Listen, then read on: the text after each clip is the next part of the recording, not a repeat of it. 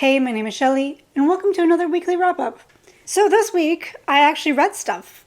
Quite a lot of stuff, actually. The beginning of March was rough for me. I DNF'd a lot of things. I just read very slowly. Not that there's a problem with that, but when you have a channel, you kind of do need to read stuff for people to watch. This week was really great. I picked up some really great books, started some amazing series. The first book I finished, you probably saw in the thumbnail, which probably make you want to click on it, and that is A Little Hatred by Joe Abercrombie. I finally started the Age of Madness series. I keep calling this book The Age of Madness and then the trilogy A Little Hatred. Like, in my brain, they just don't stick. I don't know why. Disclaimer. I know there's going to be some people that come after me about this, and honestly, I don't care. I don't care. I read what I want to read. I don't read for other people. I read for my enjoyment. And I did not read Heroes or Red Country. I know it's so taboo to skip books, especially if you're an epic fantasy reader. You got to read them in order. But I did try picking up Heroes. And although it brought me to that Joe Abercrombie feeling, that writing, that he has a signature writing style, and I love it, I just was very bored. I think I read probably about 2 chapters before I decided to say, maybe I will read this when I'm feeling a little bit more of a battle-heavy kind of book, which it is. It is a battle-heavy book. But then my library hold of A Little Hatred came in, and so I'm like, it's a sign. So I decided to just skip the 2 standalones and jump right into this. Even after finishing the book, I didn't really feel very lost at all.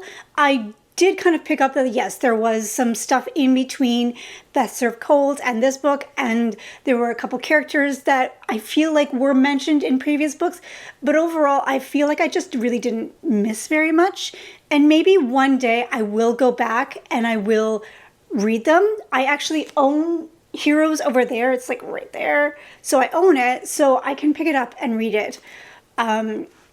Maybe one day. But anyways, let's talk about Little Hatred. Out of all the Joe Abercrombie books, I probably like the characters the most in this, although I love Monza for Best Served Cold. She's probably Monza and Shivers. I love those two, but I love the new cast of characters, especially since they are the children of our previous characters that we've knew and loved. And I love seeing some of the old characters in their elderly years. It was just so good. But I absolutely loved the female representation in this book, which I felt was kind of a little lackluster in the previous trilogy. Yes, there were some really outstanding female characters, but overall it was a very masculine feeling book, which is fine. There's nothing wrong with that. But this one, it's very even of the characters we're following. Actually, I feel like we're even following more female characters than male characters. And they are so good. In pure Joe Abercrombie fashion, they are flawed. They are unlikable at times, but then likable a lot of the times. I loved every single POV, and that is saying a lot because usually when I'm reading a book, there's always one POV that I love more. Actually, I would say one POV was my least favorite, and that is Prince Orso's POV. It's not that I disliked it, I preferred the other ones. My favorite POV is Reiki. I just loved her. I related so hard to that woman. Everything about her I related to. I love the fact that she's a little bit gothic, kind of a little punk rock gothic in that world. The backdrop of this one is the beginning of the Industrial Revolution. We're kind of going from the old world into the new world, kind of what we went through in our generation 20 years ago. So it's kind of a similar kind of feel where you're transitioning from the old way into the new way. And obviously there's going to be a lot of bumps. There's going to be a lot of people pushing back. There's going to be a lot of unemployment and a lot of people that suffer from new technology. I have to say though, the way that this is depicted and the way that I've seen in history and reading history books and seeing historical movies and stuff like that, I would hate to be in England during the Industrial Revolution. It just seemed like such a dirty, depressing time. And honestly, my I guess ancestors or whatever did leave Europe during that time. So I mean, I kind of understand why they left and came to the US and Canada, because my family's from both. So I mean, I kind of understand why they left. And like now, unless you are rich, living conditions is not the best. And it was downright just disgusting. And seeing from the both point of views, from people who are fighting the revolution, who are, profiting from it, and the people kind of stuck in between, it was very interesting seeing all those different POVs. But yes, like I said, I would absolutely hate being in that time period. And personally speaking, I don't usually like to read and watch things during that time period because it is so grimy and depressing, to be honest. But I loved how it was handled in this one with a little bit of a Joe Abercrombie fantasy twist. Obviously, the way that it ended, I'm very excited to pick up the sequel to this, which is A Trouble with Peace. So I read the audiobook of this, and I do plan to continue the series, reading it that way. But unfortunately, my library does not own a copy of the last two, so I have to get them through Audible, which sucks for me because I have a lot of books that I need to get through Audible lately. It wasn't quite 5-star, but honestly, I blew through it so quickly. I had a great time, so it's probably going to be a 5-star. The next book that I finished was A Fistful of Charms by Kim Harrison. This is the 4th book in the Hollows series, the urban fantasy series that was started in the early 2000s. Okay, so this book was a lot longer than her previous books in the series, and we're literally just picking up right where we left off, right with a bang. A beat wasn't even missed. When you start it, it starts off right away. There's no build-up. It's just you jump right into the story, which was a lot of fun. I've been buddy reading this series with my friend on Discord, and I started it and I had insomnia, and I literally finished the book probably in about a span of like a day and a half. And for me, that's quite impressive. I usually don't finish books that quickly, but because I had insomnia and I couldn't sleep, I was just listening to the audiobook while doing some puzzles and, coloring. I do have to say, although the story is picking up and it's kind of becoming more of an epic story and an epic kind of fantasy where the world is getting bigger, we're getting a bigger cast of characters, and then there's a big plot point that not only affects our characters, but affects the world around them. So it started small, and then the world's getting bigger, and now it is expanding to like a world kind of event. So this series is kind of a difficult series for me to pinpoint of who would like it. I think that if you do like urban fantasies, you would like it.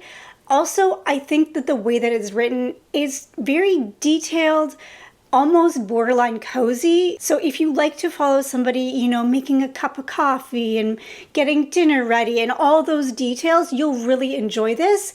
But again, at the same time, if you don't like that stuff, I don't know if you would, because like I said, it's very, very detailed on the things that they do. Even like, she's putting on her pants and what material the pants are made of and where she got her shoes. Like, it just doesn't stop. That's just how it's written.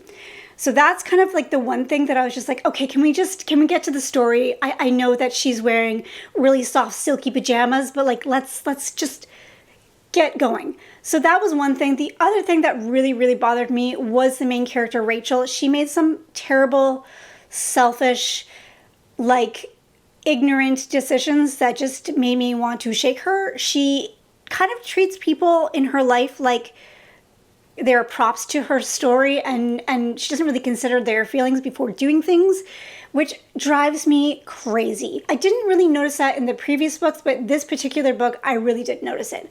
So that kind of bothered me a little bit. She really got under my skin. But the other characters, especially Jinx, her like pixie sidekick, I guess, and some other characters, I absolutely love. Like, I love a lot of the characters, so it kind of makes up for being really annoyed at her right now. At this point, I am going to continue on with the series, but if Rachel continues to get under my nerves, and if each book just gets bigger and bigger and bigger with more detail, I honestly don't know if I'm going to continue, which is crazy because I loved the first two books so much. But maybe this was just a blip, and maybe going forward, the story will get a little bit more interesting and the characters will get a little less annoying.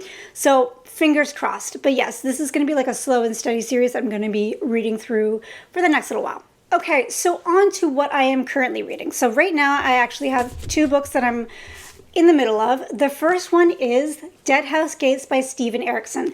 I am slowly rereading this because I actually stopped reading this right here. So I got pretty far into the book.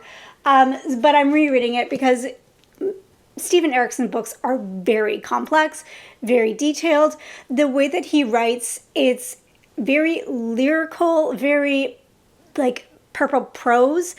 No, I wouldn't even say purple prose. It's a very lyrical. That's the only way I can explain it. I'm reading this with a friend on Discord, and I mentioned to her that Stephen Erickson's writing is so beautifully done that it kind of smooths over the horrible, brutal world that he's writing about, and it kind of do a double take. I'm like, oh, that just happened. Pretty much like everybody has mentioned in videos that I've watched, this world is confusing. And I did read Gardens of the Moon a while ago, but I remembered enough.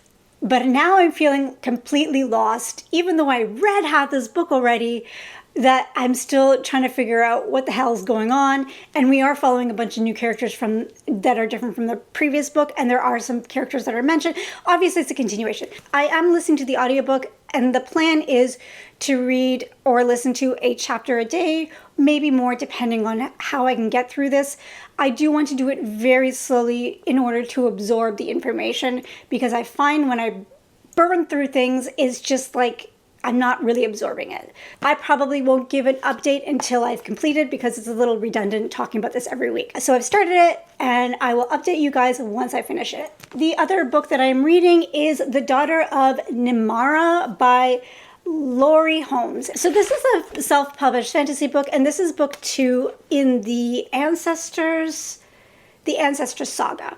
Speaking of which, I don't know if anybody's ever actually noticed that when I look at the book, I have to go like this. So in the last couple of years, my vision has gone, and I finally got a pair of glasses.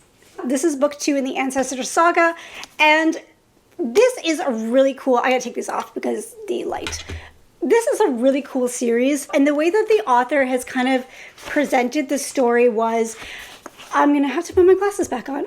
You're just going to have to deal with the reflection on my glasses because I can't read this without them. So I'm just going to quickly read the synopsis because I feel like that's kind of the best way to get to know this, and then I'll talk about it a little bit more later. Exciting and compelling, the Ancestor Saga takes you on an epic journey 40,000 years into our own dark, forgotten past.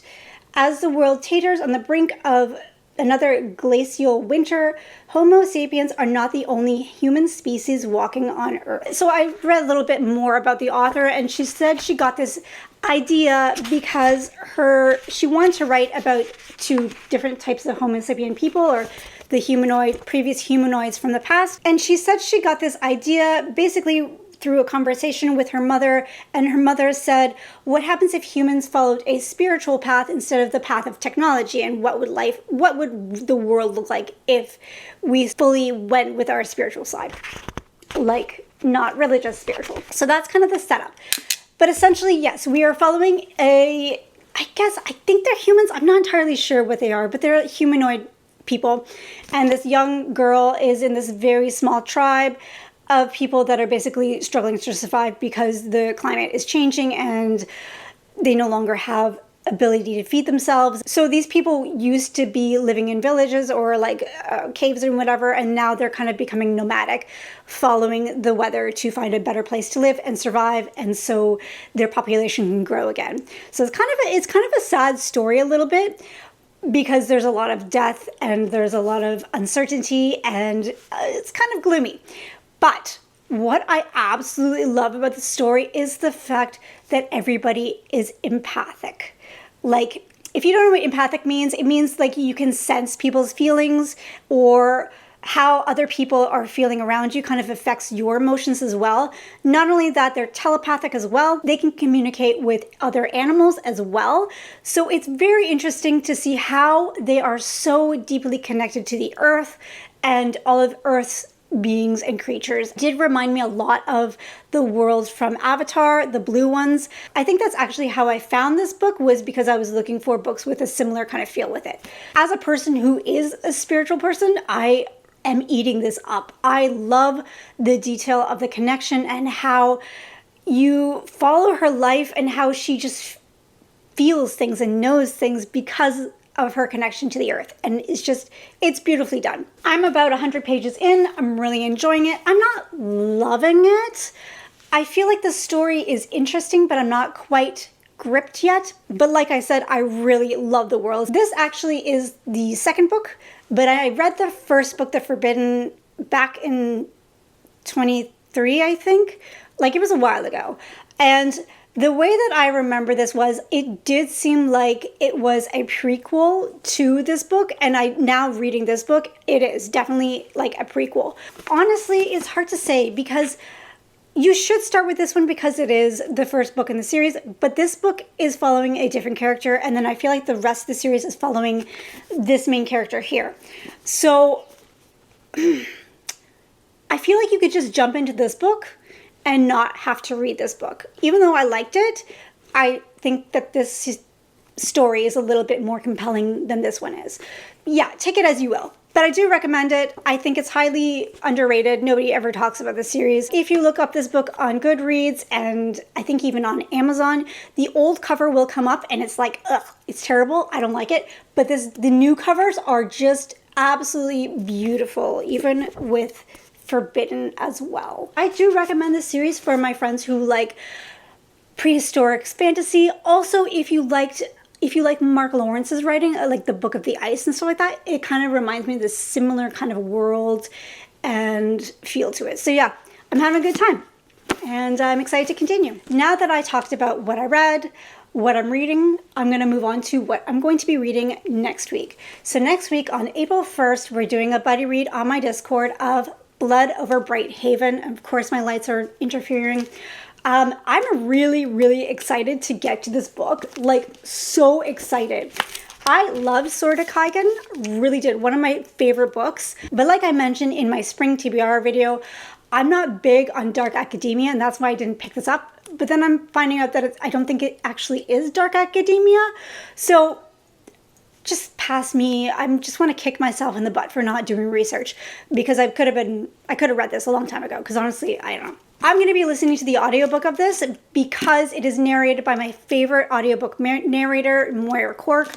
Highly recommend her and her work. She did the Locked Tomb series narration, which is just so good. So I'm very excited to jump into the audiobook of this, and I will be starting April 1st. So if you want to join, I will put my Discord link down below, and the more the merrier. We made it all the way to the end of the video. If you want to comment, but you don't have anything to say, but you want to let me know that you're here, you can leave a glasses emoji.